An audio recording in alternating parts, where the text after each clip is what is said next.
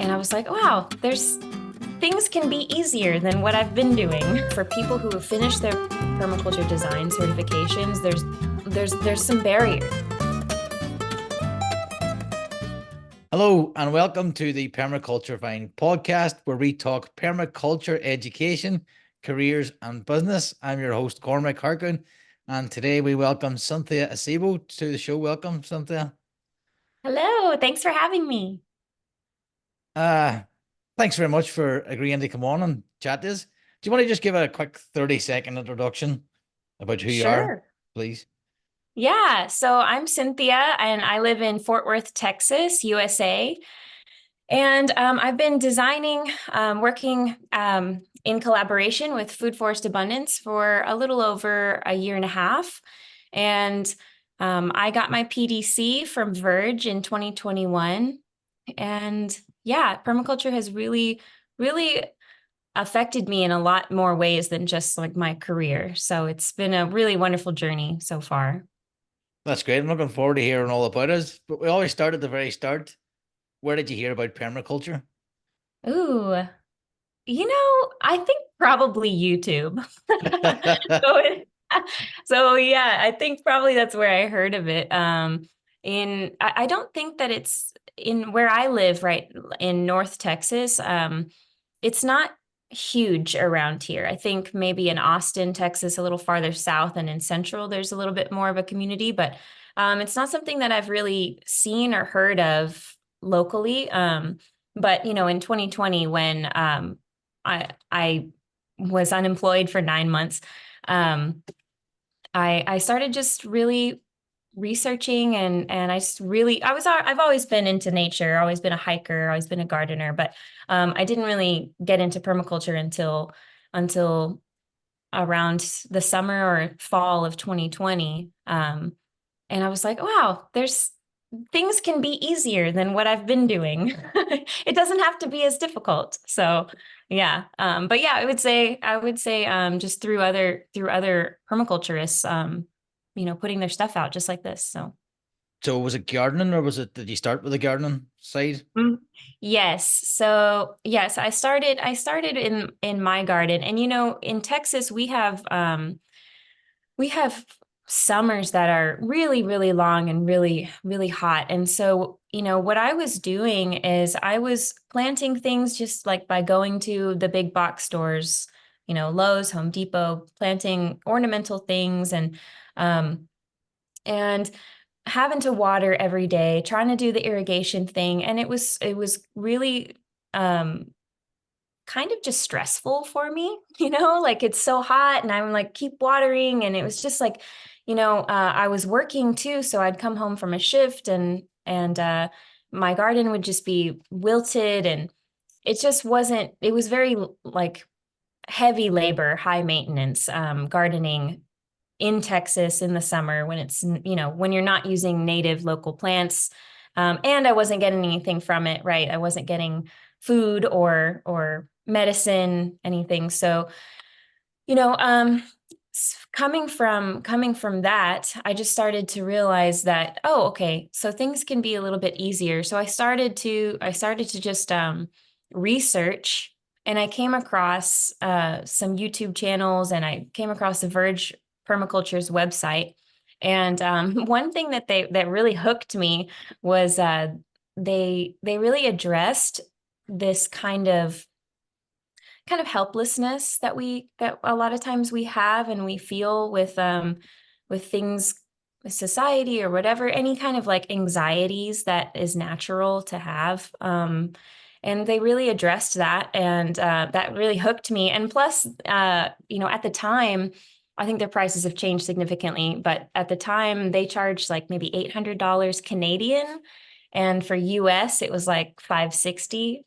So I just felt like I was getting a steal. So I was like, hell yeah, I'm gonna commit. And I didn't at the time, I didn't have that much commitments going on. So I was like, I was able to commit to it was 3 hours a day for like 3 or 4 hours at a time, and then a design project. And it was like several months. So I was able to really commit, and I just looked forward to it. Like every single time because it was just so fun. And it was a live class, which was really helped hold me accountable because I'm a person that needs that. So yeah.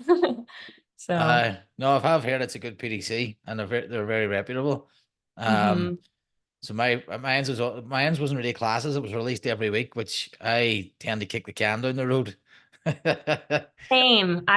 uh, I totally get that. Like having the live class, it felt like you have to show up. You have to be there, and otherwise, if you don't show up, then you have to watch a recording.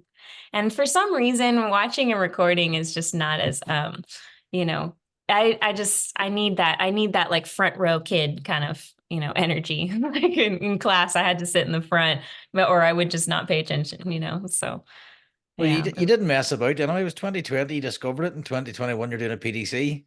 Mm-hmm. Mm-hmm. Just dive Yep. right in then. And then, Yeah, and really. how did you find the PDC in terms of changing your mentality or changing anything in the garden? So it really was paradigm shifting for me. Of course it helped with my personal garden. Um, but more than anything, it just changed the way I look at nature, changed the way that I walk through the planet and nature. I I observe things and I'll ask questions. And I used to kind of just like, oh, that's pretty. Oh, wow, that's cool. But now I'm like, why is that thriving there? Or, or wow, look at how this interacts with this. And there's a little bit more of a depth. And it's almost like a veil has been like taken off, and so I'm able to like see. And I often describe permaculture as like understanding the language of nature because there's all these like feedbacks, right? And there's communication that's happening in this designs. um, and the way in the cycles, like the water cycles and the relationships between my like fungi and trees. Like there's all of these like these relationships and these communication things that I was not really aware of until my PDC. And really that just it was all about like the design, but it just still opened up like this language of nature for me. And so now I like, I joke around because I'll walk with my sister's dog, and he's just always wanting to sniff everything, and he's so slow. And and I'm kind of the same way though, except I'm like taking pictures or like scanning things or looking at things. So it's like going on a hike or walk with, I'm like, I used to be in the front and now I'm like in the back because I'm just getting distracted. So yeah, paradigm shifting for sure. Great stuff. And then so you finish your PDC, and a lot of people finish their PDC and go, right, what next? Uh, Mm-hmm. and that's what this podcast is about as well, is trying to provide that information and share people's stories about what they did Yeah. after the PDC. Yeah. Uh, what did you do after yours? Well, I really just lucked out, honestly. So I was connected with Verge, and so they had established a relationship with Food Forest Abundance, and I had never heard about Food Forest Abundance. They're startup, they're small at the time, and I got an email like that this company was hiring, um, and I was like, okay, well, so I just clicked it, I checked it out, and I submitted my permaculture design project, which was literally done on Google Slides, like not not great at all. As far as the rendering, oh my gosh, I should share with you like what that looks like. Might as well have done it in crayons. Although that's fine, you as long it doesn't matter what it looks like. It's I understood the project. So but yeah, I just interviewed and I immediately got hired, and I've just been learning as I go. And and that's one thing that, for people who have finished their permaculture design certifications, there's definitely a lot of there's some barriers here. And this is something that I've really learned, and I'm trying to figure out a way to help people. Because what I've noticed is people who take their permaculture design certifications often come from different careers. They're career switching, or they're gardeners or they're farmers or they've been in like horticulture growing and now they want to learn more, right? And so so they're just people, just regular people who come into this permaculture design certification, and then this veil is lifted. The whole, they'll never see the world the same. And now what? And then there's this like kind of a software, barrier. So say you want to be a designer, how do you do that? And so in permaculture or in PDCs, they don't teach you any kind of like software, like what we use is Affinity or Adobe Illustrator or anything like that. So when I got hired, I really had to just figure it out. Without any training. And that was and still continues to be, something that can hold you back, can hold me back if I don't get my system straight. So I've really been working a lot on like how I want to, like on my processes. It's so funny because like as designers, we look at a landscape and a design, and our minds are very much about function and efficiency, and and just dialing it in and making sure that everything is good long term, and it's very systems oriented, right? And so I've been applying that like mentality to my workflow. um, and that's something that I think is really important. So I haven't like figured this totally out yet, but I think I want to come up with something that is like a next step for people who are finished with their permaculture design certification and they want to be designers. Then, because I've been doing a few lessons with my peers on Affinity, on how to actually render, because you have all these wonderful designs, but if you can't put it in to a legible document, then you're kind of restricted by that. So that's something that I've been trying to like think Well, about and figure out. So, I've always just want to help people, right? So that's the next yeah, thing. I don't think you must have looked at our website before because we have a course coming out now. Oh, Uh, really? yeah, it's called PDCD Professional. So it's basically what you described. So Oh, you awesome. finish your PDC and it teaches you basically affinity design. Um, we're not going on like, do you know Dan Halsey's course, United Designers? Mm-mm. So he has a course, but they teach Adobe, and then you get Mm. through their course, and they do Adobe, which you pay. So ours is like a budget version of theirs. It's So so needed, right? yeah, Like, so it's you basically affinity design, getting your base map, getting your header rows, and doing your template. And mhm. we also have a designer's kit with it's on sale now, and that goes through your site survey and things like that. And then how do you build a basic portfolio website to get you up and running? Mike has a plant database. Do you know Oh Mike yeah. Jones? Yep, So yep. when you buy our course, you get a year's access to his database, and then he's Oh, going to teach you wow. how to use it. Um, Yep. so it's funny you say that because Yeah, that's awesome. uh, Well, yeah, I mean, we should collaborate then, because that's definitely uh, something that's really needed, I think. yeah. So what we're going to do is we're going to have basically a base price now, but it's lifetime membership.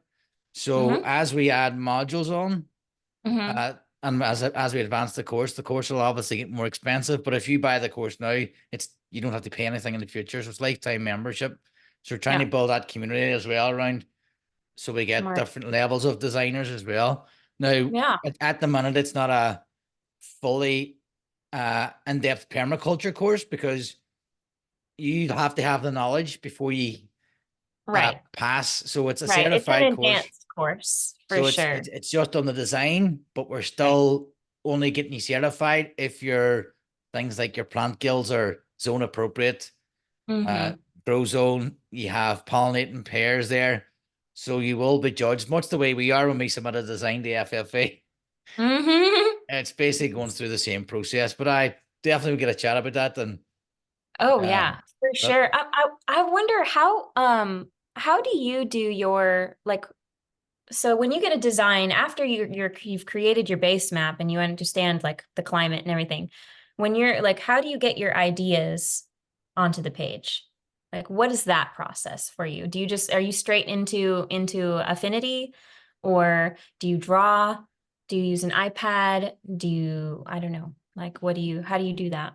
Pencil. A Uh, pencil. That's great. That's yeah. great. So what I do is basically get the base map done, and Hmm. then you have your sort of base map, and then you've talked to Right. the client, and you know Right. what they want. And what I do is I just let it sit in my brain for a week, Yeah. and just Yes.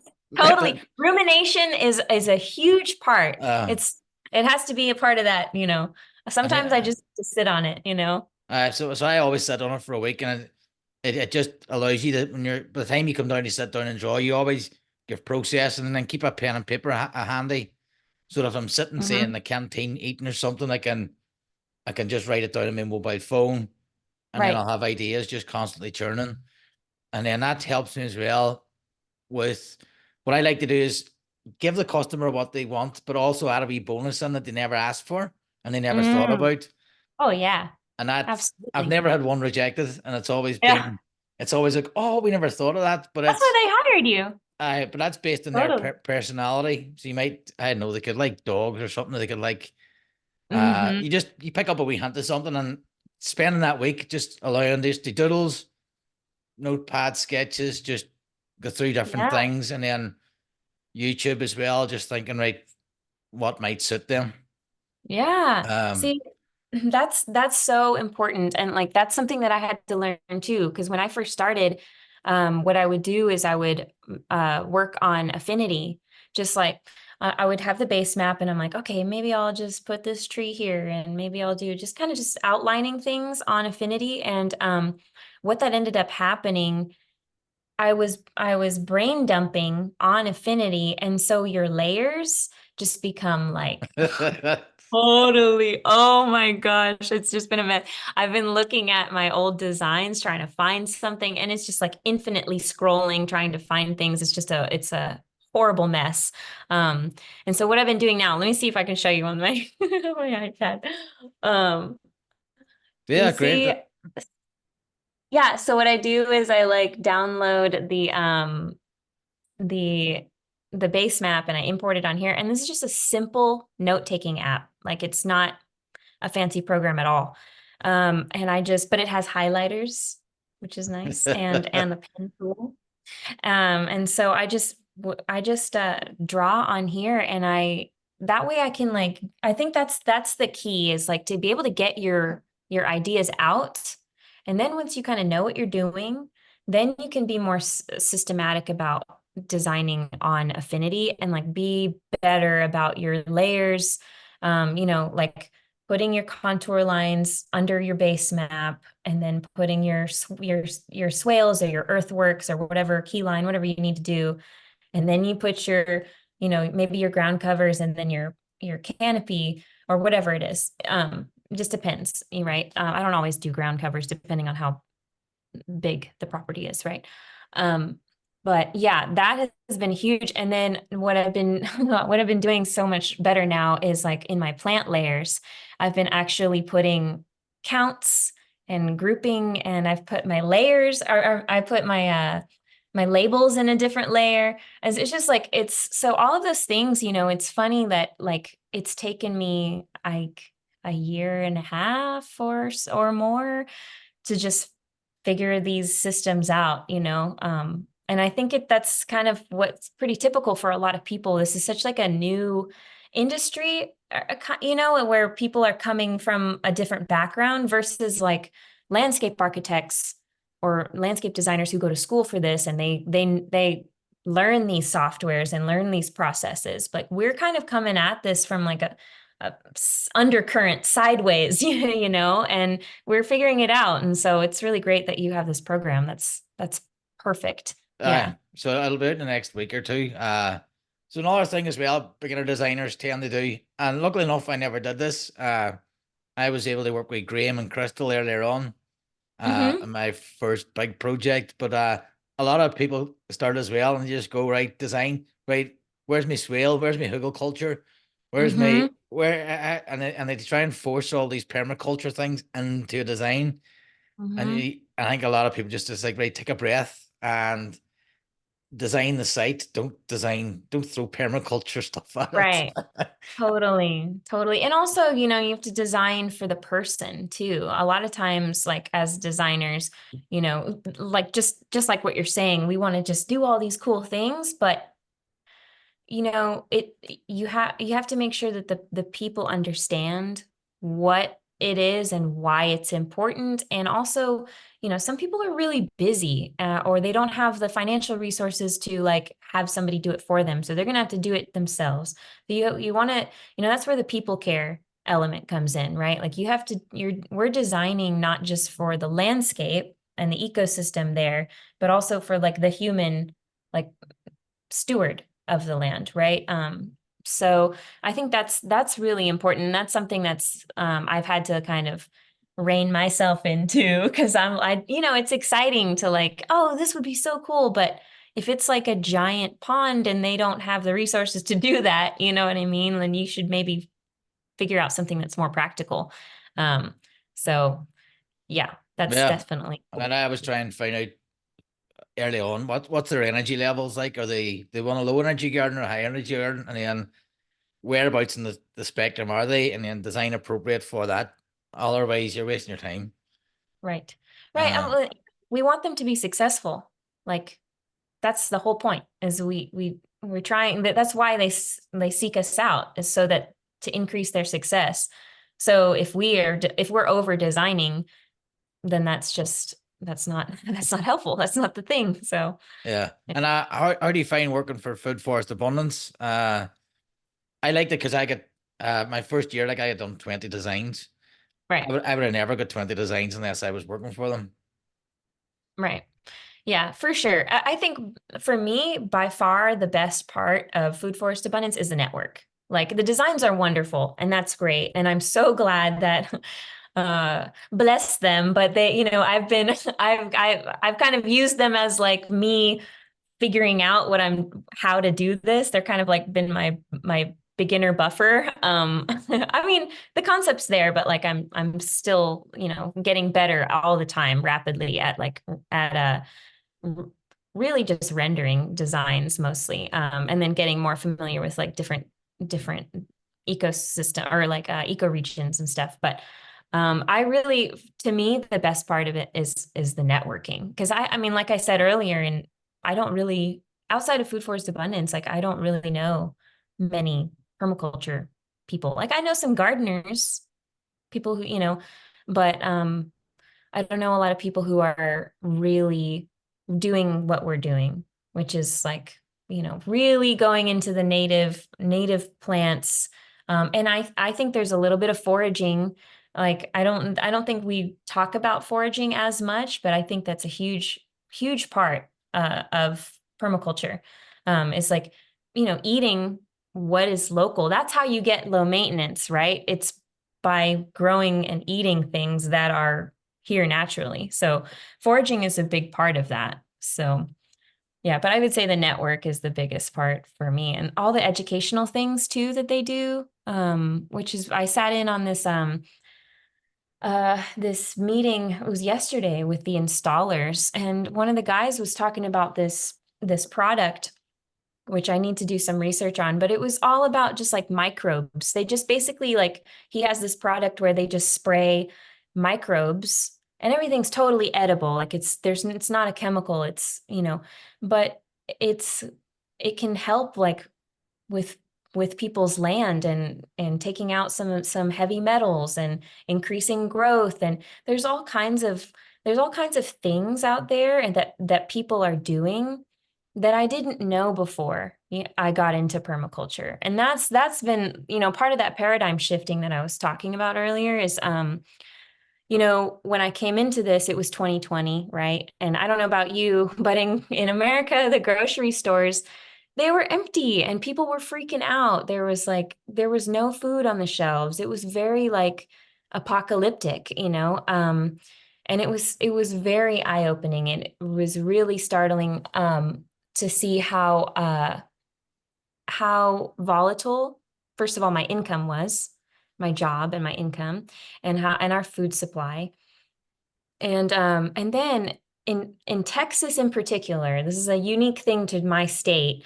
Um, in February of 2021, we had a really crazy freeze. Like it got down to 0 degrees Fahrenheit, which it never really, I mean, it was catastrophic to us, because we're the South. We don't get that cold. You're not a cut for So it. no, so Mm. so I mean, and so what happened was the everybody was cranking their heaters, right?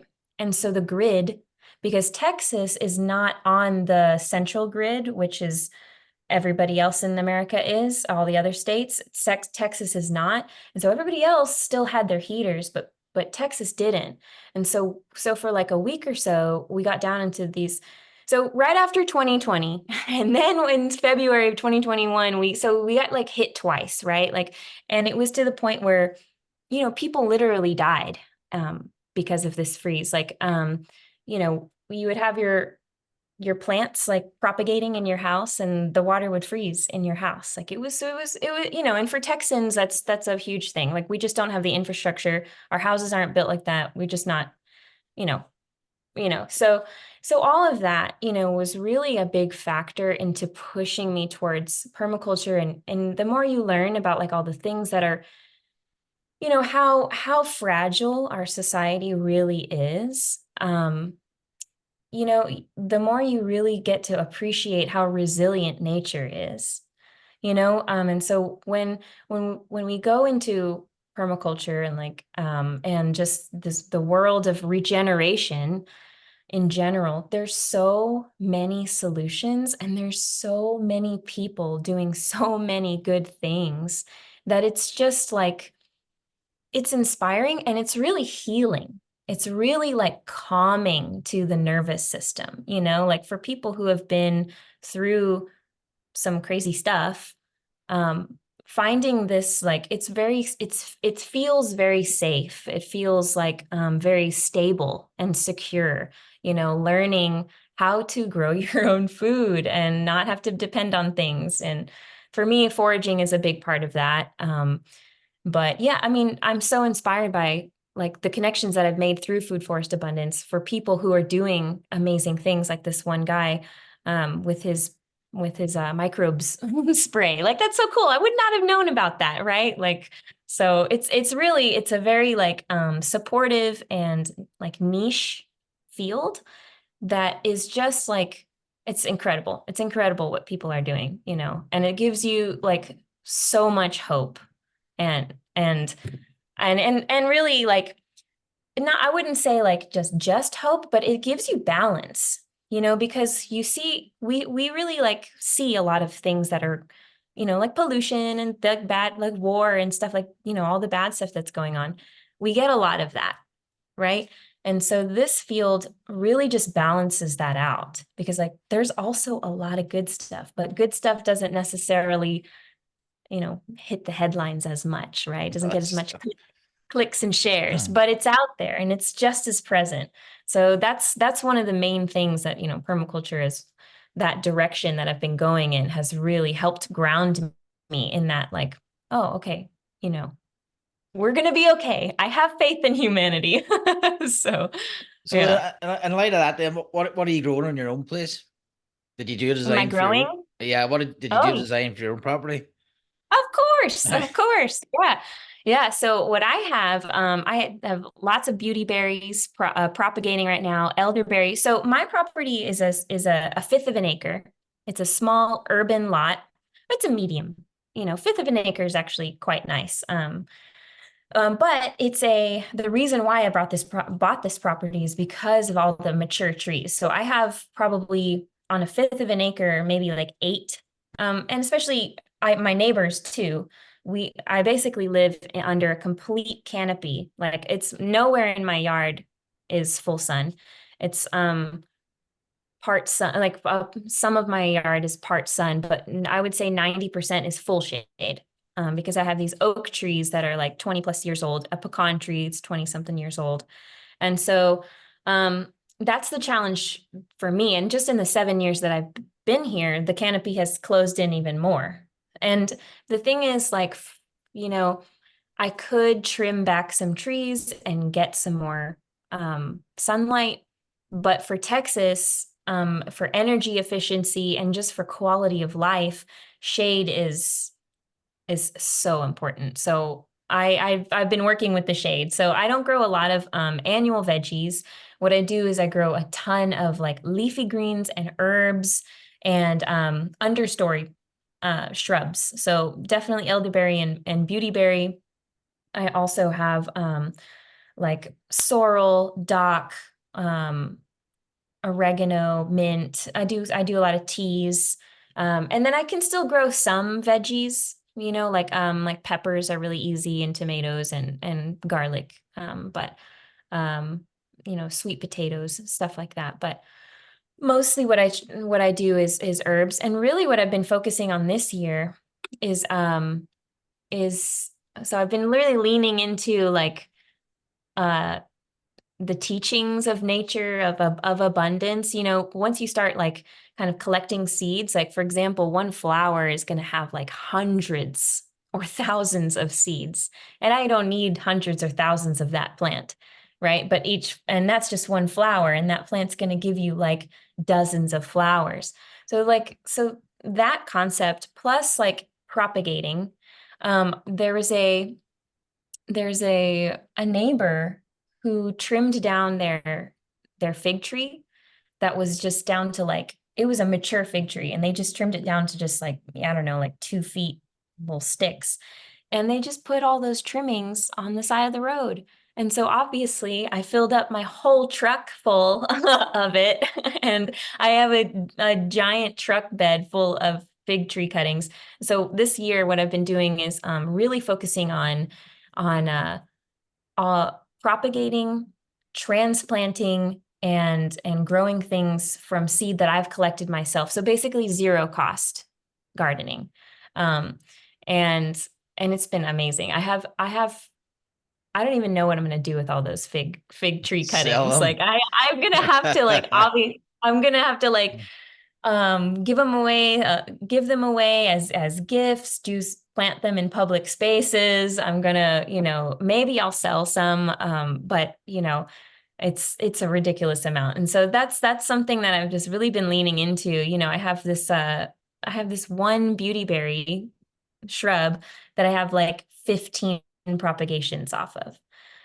So it's like, I mean, that's something that's like a little kind of like a side project, or I don't know, maybe like just like a rebellious thing that I really want. I'm leaning into because I don't one of the things that a little bit bothers me about like gardening and everything is how you have to buy all this stuff. You got to buy soil, you got to buy all, like, I don't know, pavers or whatever, you just got to buy a lot of stuff. And I just think that maybe you don't have to buy as much. I source all of my rocks and my logs that I use for borders and pathways. I source those for free. Any mulch, I'm going to source that for free. I make my own soil by composting, and I collect seeds, and I propagate and I separate, and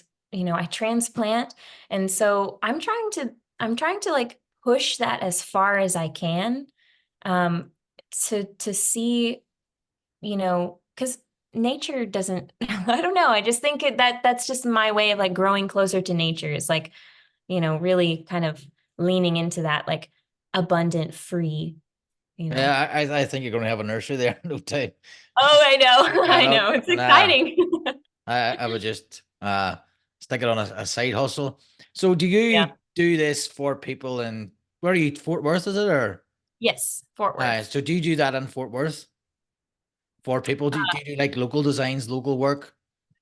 Or So where can people in Fort Worth get mostly you? mostly I work with through Food Forest Abundance, and that's kind of just everywhere. But of course, Texas Designs, I do get a lot of those. And I have a coffee shop here that is likely going to I'm going to be designing a garden for their back patio.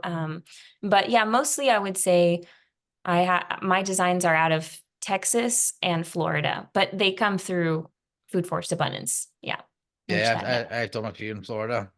Yeah. It's Yeah, I always know. Isn't that funny? it's always very challenging because so much stuff grows in Florida.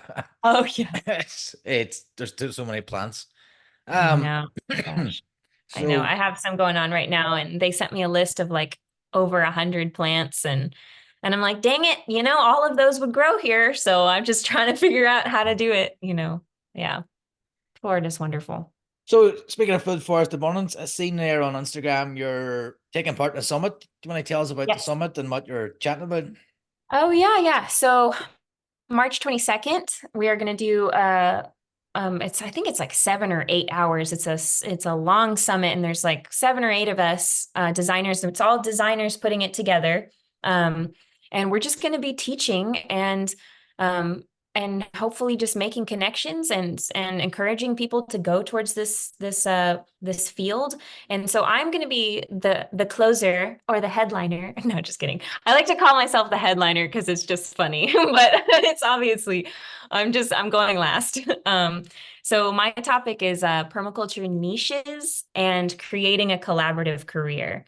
And that's one of the things that I'm just so inspired by in this field, be in and not just permaculture, like the field of regeneration, like just anything that's like natural or it doesn't even have to be in the plant world. So what I'm going to be talking about is two things. So either people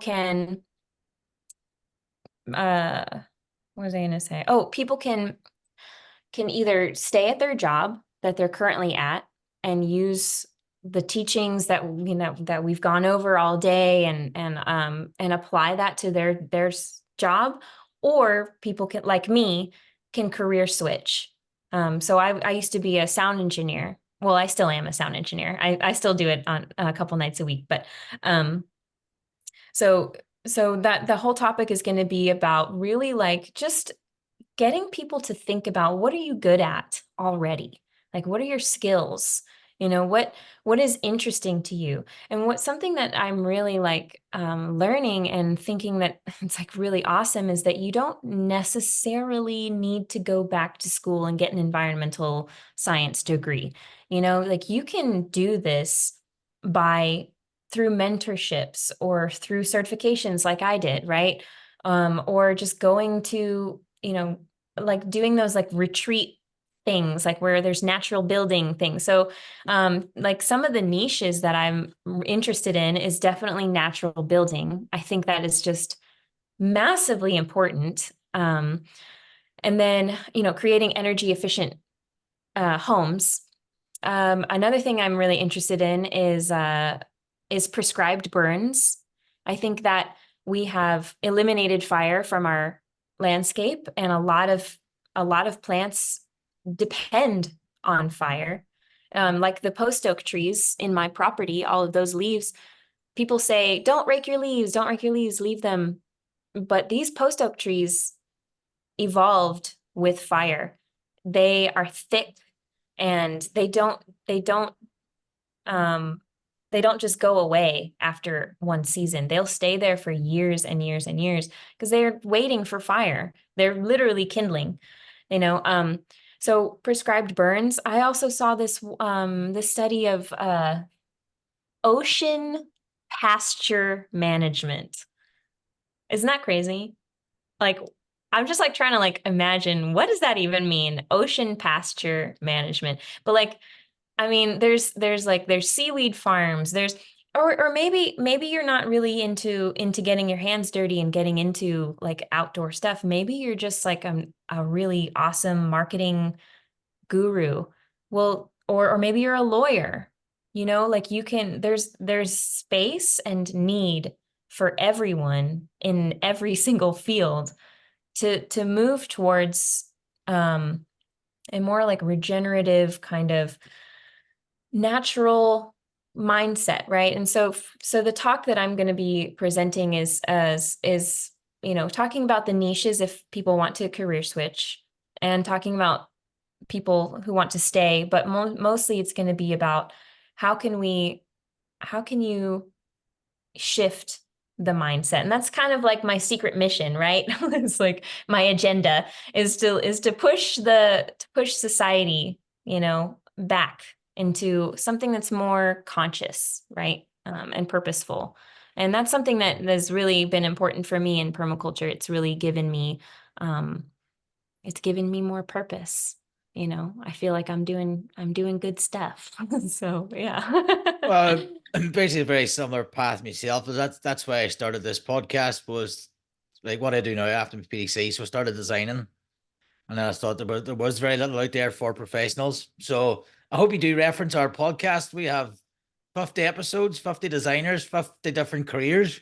That's amazing. So that will be a different anything from like there's too much to mention. Like architecture, you mentioned there, Yes, building. We absolutely. had an architect on, beekeepers, market gardeners, agroforestry. Activists, So, activists or environmental uh, justice, uh, so all of I hope you do reference us and for sure. For sure. Buying permaculture from listening to this uh, podcast. and our course as well. And then what was there? There was one more thing to go. Then yes, you have a course.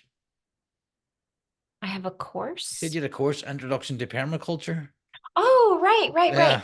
Yeah. So coming up soon, through lightseller.ca. So this is a Canadian, I think it's a brick and mortar, but they also do really cool webinars all the time. And so it's a really cool like site where lots of people with all kinds of different specialties can go to this site and put on webinars. So myself, Graham, and Jen, so us three, we're going to do an intro to permaculture um, course, and it's like going to be 2 hours. We're going to do it, co-teach it, and a portion of I think we're charging $35 Canadian, which is $26 US. And so what we're going to do is a portion of that is going towards Atmos trees, which is a really cool program. So we've made this cool contact with this other Canadian person. His name's Kurt, and he has Atmos trees. And basically what they do is like, so he's a regenerative arborist. And so he teaches arborists, how to lean into like using what their knowledge is, and combining that with more permaculture knowledge as well, and in their own practice. But so yeah, a portion of the fee is going to go to us and going to go to his program, which basically he has access to free, like cheap, really cheap trees. He just needs places to plant them. And so that's his program. He like finds places to plant trees, and does a lot of like regeneration in that. So yeah, it should be really fun. The date is not set yet, but it's going to be late April, early May. Yeah, and I think it's a really cool thing for people who it's so low investment, considering permaculture design certifications, I think now are much more expensive. But this is just an intro, and it's really cool. It's going to be a really, really well thought out 2 hour segment that we're going to just pack full as it's going to be like an information overload to whoever goes to it. That's what we want. We want you to be overwhelmed. No, not really, but it's going to be cool. So that's through Light Seller, coming in April Great stuff. or Cynthia, May. thanks very much. Any final thoughts before we Yeah. go? My final thought is thank you so much for doing this. And I think this is really wonderful. And I've been following you on social media, and I love what you're doing. You're putting out really like useful things. So it's really great, you know. And yeah, thanks for having me. And I hope we can collaborate on a design. I know, maybe our regions are quite opposite, so we kind of start to design with people who are more close, but I think that would be fun. So, Yeah, I was in your team first couple of weeks. I think now oh, I'm on the East Coast team. yeah, they switch us around. So, So yeah, we'll see what happens. I no bother working with anybody. Um, Yeah. that would be Yeah, great. it's great. And Cool. that's been Cynthia Acebo on the Permaculture Vine podcast. Thanks very much. And remember, check out the links to the courses below and as well our PDCD Pro, which by the time you hear this should be out. What? Nice. So where we teach the basics of digital design, getting a digital portfolio up for your practice, and also making guilds with the plant database, and then some social media marketing things thrown in. Lifetime membership, so that as we go on and update the course, add to it, you'll get that. People get that. Cynthia, thanks very Awesome. much. See you all next week.